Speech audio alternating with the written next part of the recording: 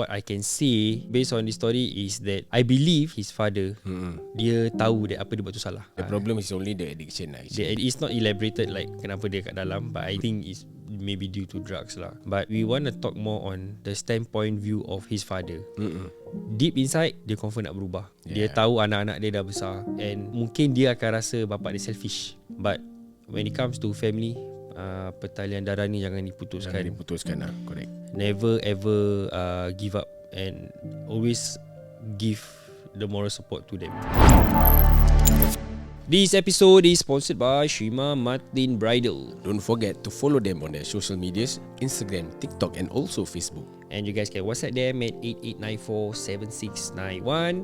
And you guys can use the promo code REBUILD100 to get $100 off for package to outfits and above. Shima Martin Bridal, affordability at its finest. Hey guys, what's good? I'm Hassan Rahman and Haikal Malik, and this is Rebeat Podcast in the segment Mat Rap Talk.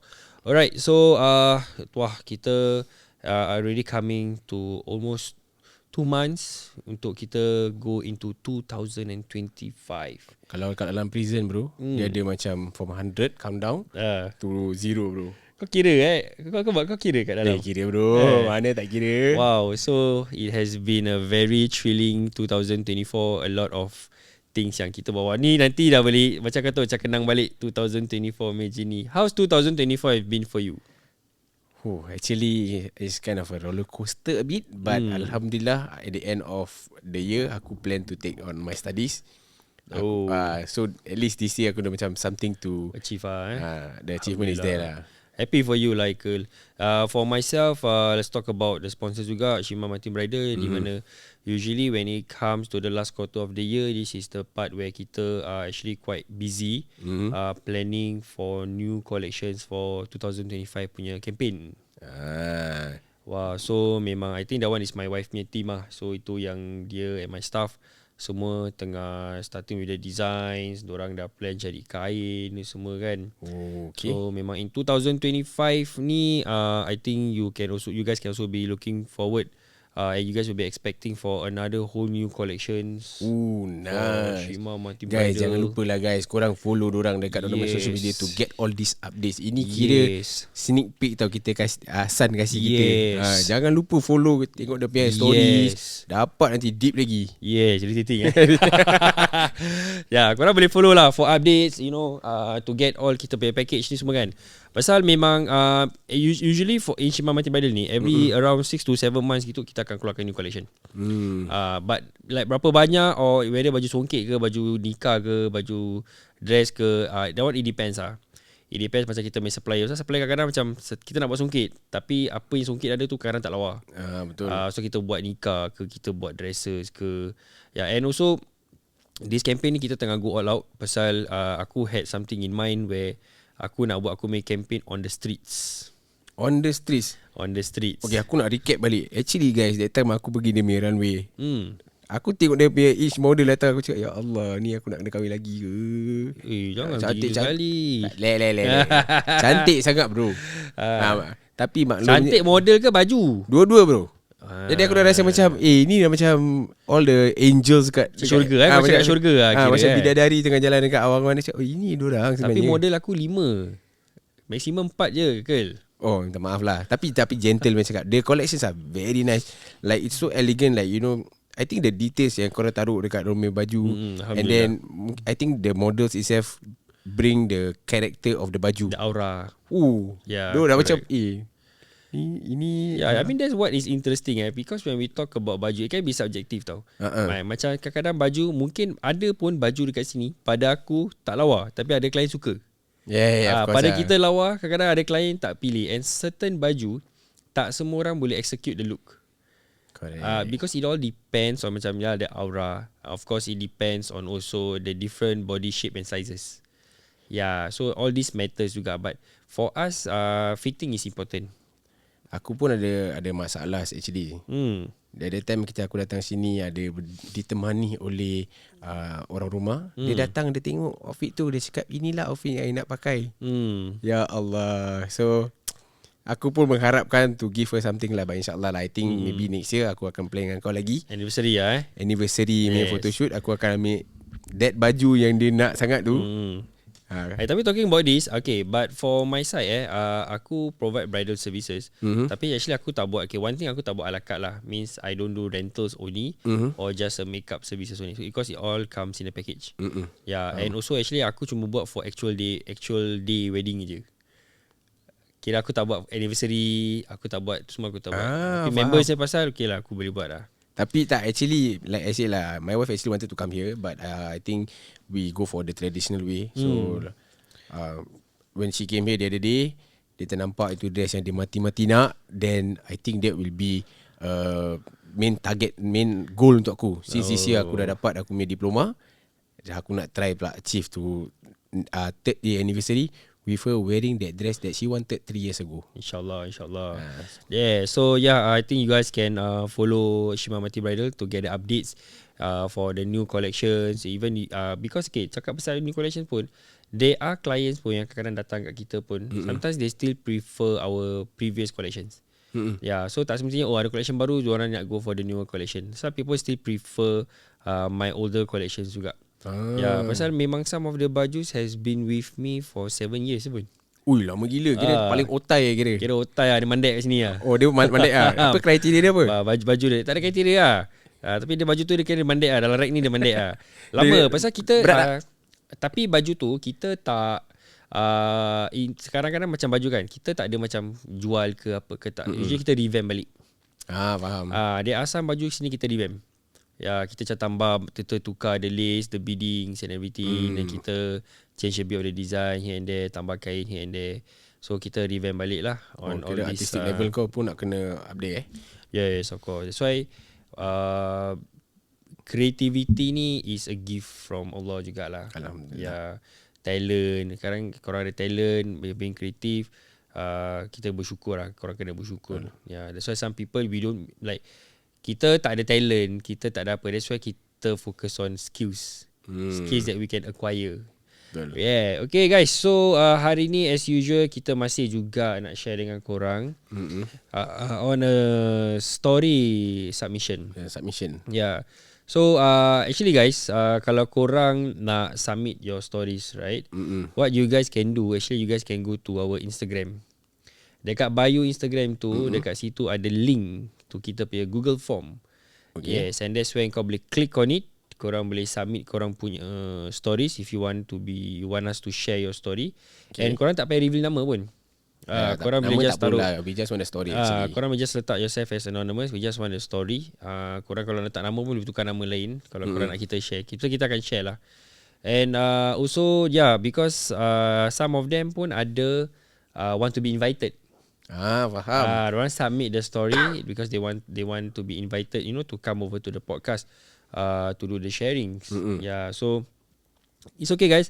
Just submit your stories. If you're not comfortable to share in a podcast setting, we can also share this during our recording, and kita pun will highlight jugalah based on kita punya opinions tu semua kan.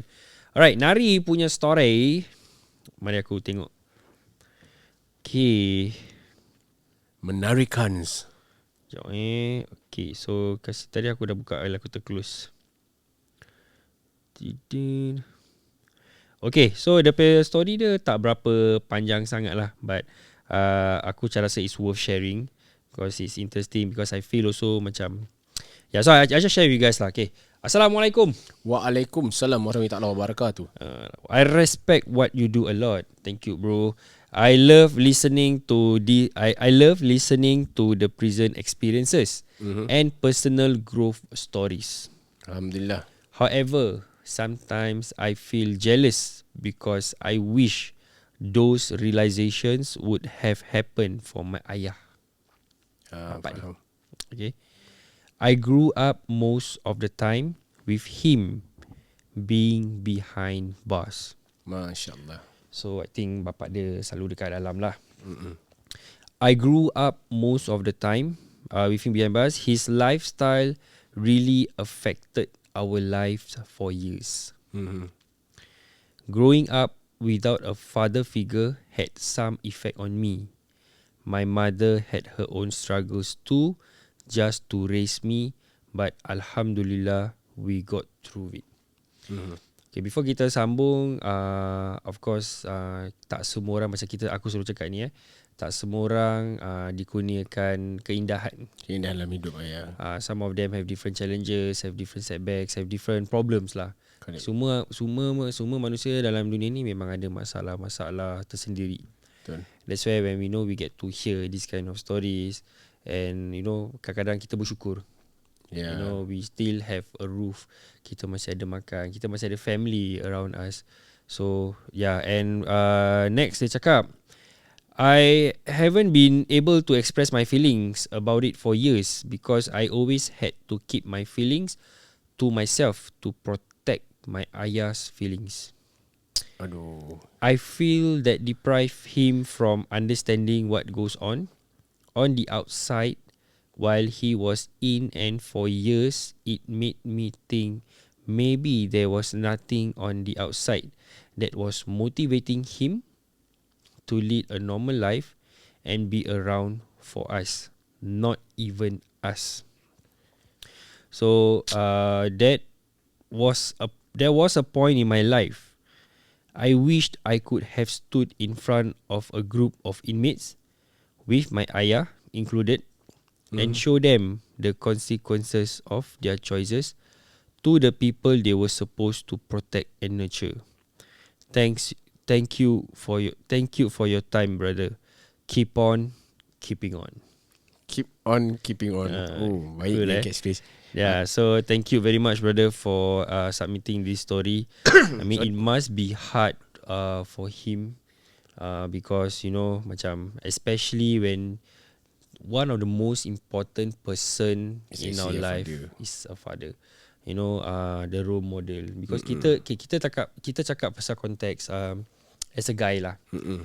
The first person yang akan kita nampak as a role model, our first role model, our first hero lah, is our father lah. Not all hero wear capes, and actually kita punya father lah. Pasal hari-hari kita, daripada kita kecil ke besar, the first man that we look up to is our father. Kan? Which banyak orang they are blinded by it lah. But unfortunate for our dear friend here is where dia tak dapat rasa macam itu. So memang there are cases bila there are fathers out there. Not say fathers there are men out there, right? When dorang ada anak-anak, dorang have their own child, tapi they are still involved in especially drugs. The addiction problem. Tapi anak semua okay, anak semua masih pergi sekolah and everything all. Cuma it's just that the addiction problem. So I think based on this story is where what I can say is that I believe deep inside his father, dia tahu that apa dia buat tu salah. Of course the problem is only the addiction lah. The addiction. I think I mean it's not elaborated like kenapa dia kat dalam, but I think it's maybe due to drugs lah. But we want to talk more on the standpoint view of his father. Deep inside dia confirm nak berubah. Dia tahu anak-anak dia dah besar. Okay, and sometimes kita mungkin dia akan rasa bapak dia selfish. Correct. Dia mungkin akan rasa bapak dia ni is ingatkan diri dia sendiri, ingat perasaan dia sendiri, tak kisah pasal anak-anak dia whatsoever. But the good thing is that looking at him, although he is sad, but he is strong. Because dia boleh je, bapak aku keluar masuk, aku pun give up dengan life, aku pun nak keluar masuk lah. Pasal bapak aku macam gitu apa, orang cakap apa, bapak budik anak rintik. Kan? Correct. But that is where we have to understand that macam sometimes it's not easy to get out of addiction. Betul. A habit that something that macam orang nak break out of it, which is very difficult. But when it comes to family, pertalian darah ni jangan diputuskan. Lah, correct. Never ever give up, and always give the moral support to them. I think aku have to give in to kau lah. I think this guy is really strong. I have to praise him on that such a good job, brother, for keeping yourself kira intact and calm and being able to face the fathers that is having conviction problem lah. Aku tak nak cakap addiction problem. And furthermore, aku rasa macam bila aku duduk dalam penjara ni, kadang-kadang kala misalkan aku dah pernah macam mengalami duduk dengan otai-otai, OP-OP. Tapi kadang-kadang bila aku dengar orang cakap, aku tanya orang kan, bro, siapa visit? Oh, kopi anak lah boy. Oh, anak tu masih sayang datang visit masih boy. Tapi kadang-kadang bila kau dengar orang-orang yang bila diorang share story diorang, anak diorang lah, bila diorang bangga anak diorang, oh anak aku kerja ni lah, dah doktor lah, dah kahwin. Actually diorang anak-anak ni yang the one that suffering macam gini diorang takkan tahu tau this story. Tapi bila kita duduk penjara dalam dengan pakcik-pakcik ni semua, nanti diorang share gitu, oh anak pergi ni sekolah ni, diorang macam bangga tau. Correct. But actually they are supposed to share this with their kids. Cuma diorang bangga kat kita. Macam ibarat ni kita macam kita family members. Tak ada boy, kau punya anak boy dah belajar sampai mana tau boy, university boy. Tapi bila dengan anak-anak diorang tak nak share. So I think that is one of the problem that I think these fathers face diorang tak ada macam this, diorang tak ada to bridge for them to talk. Kalau misal kata dia tahu aku rasa dia takkan, mungkin dia akan hantar kita this story but in a better way. But like you said lah, kita sebagai seorang anak, walau apa pun kita sentiasa berdoa untuk mak bapak kita, walaupun diorang siapa pun, pelacur ke, penagih ke, pembunuh ke, wak imannya apalah segalanya diorang, status diorang. Kita sebagai seorang anak, kita selalu mendoakan untuk ibu bapa kita. Because likewise macam kita jahat macam mana pun, penyangak macam mana pun, mak bapak kita pun tak pernah putus. Tak pernah doa-doa itu support kita, masih visit, masih ada letak harapan untuk kita. Because I think giving up is not an option lah. Because why? It comes a time where one day he will realise. Betul. Yang apa yang kita boleh doakan is for your father untuk diberi hidayah. Mungkin sekarang dia belum ada kesedaran.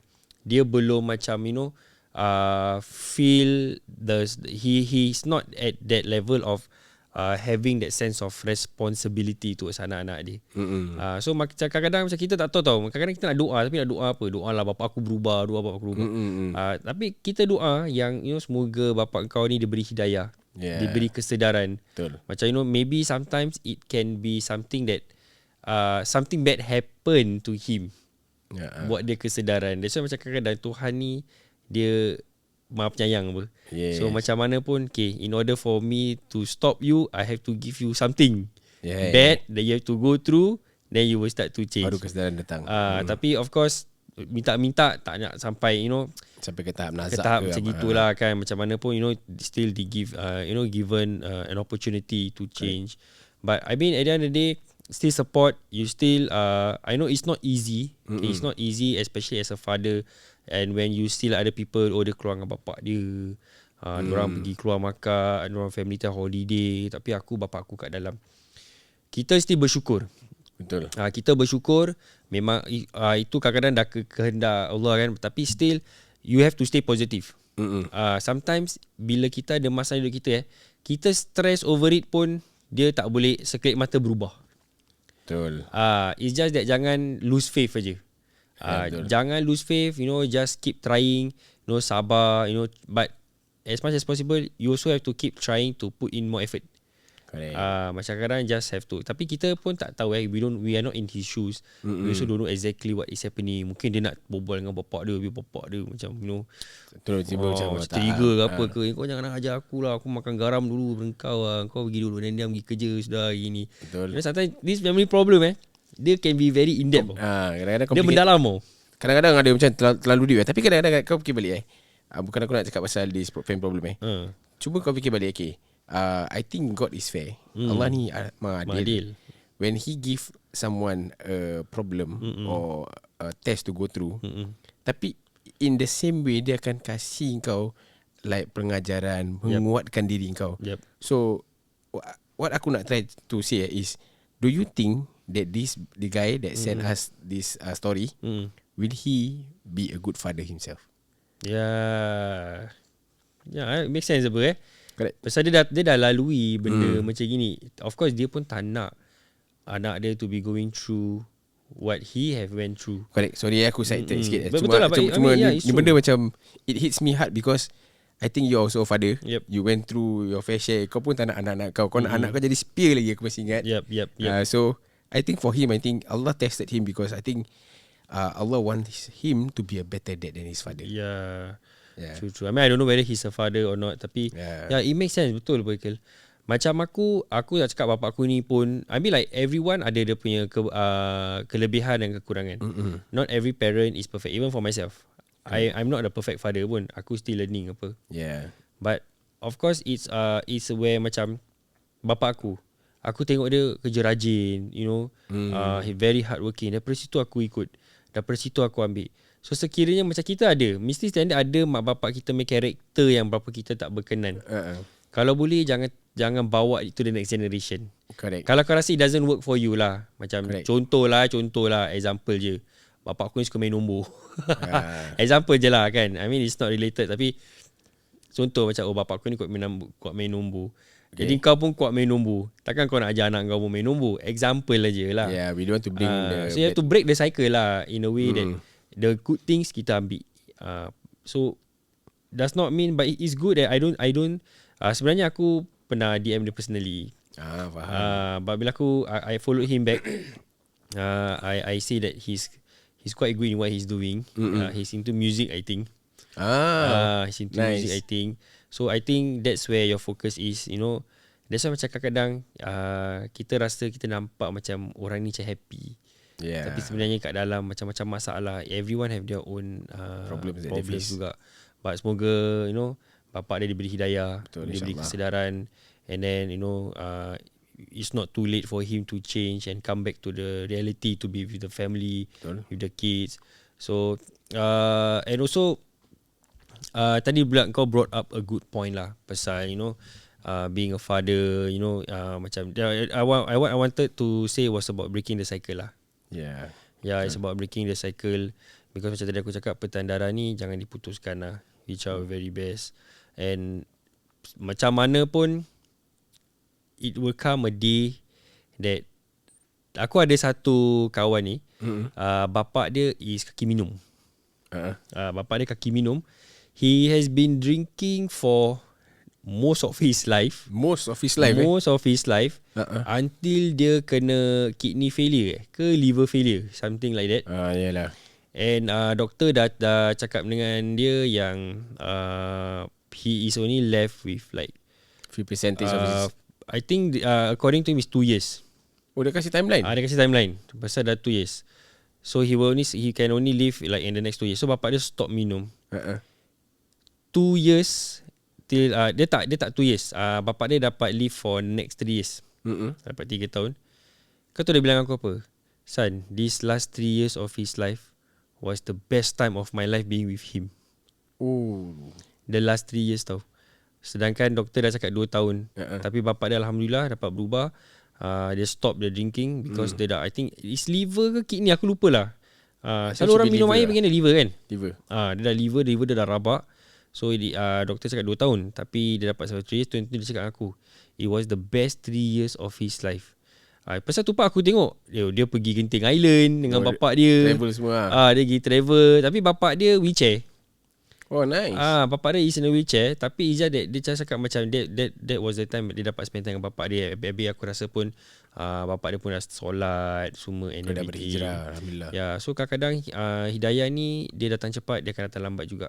Tapi as long as kita dapat hidayah, alhamdulillah. Wow. Yes. So guys, you guys can still go to kita punya Instagram and korang boleh submit your stories in the link where kita can share the stories to the listeners, you know, to understand what you guys are going through. We may not give the best advice because kita pun tak lalui apa yang kau lalui, but we can just share based on our opinions, and who knows, maybe some of them can also give their feedback and comment, you know, how we can support our friends who are submitting these stories. Yes. Alright guys, so with that, this episode is sponsored by Shima Martin Bridal. Don't forget to follow them on their social medias, which is Instagram, TikTok and also Facebook. And you guys can WhatsApp them at 88947691. And you guys don't forget to use the promo code REBU100 to get $100 off for package 2 outfits and above. Shima Martin Bridal, affordability at its finest. Aku macam ni tau, macam emo sikit sebelah tadi bila berbual pasal bapak kau lagi emotional sih sebab bapak kau dah meninggalkan. Okay guys, kita akan come back and see you guys again till the next episode. With that, settle.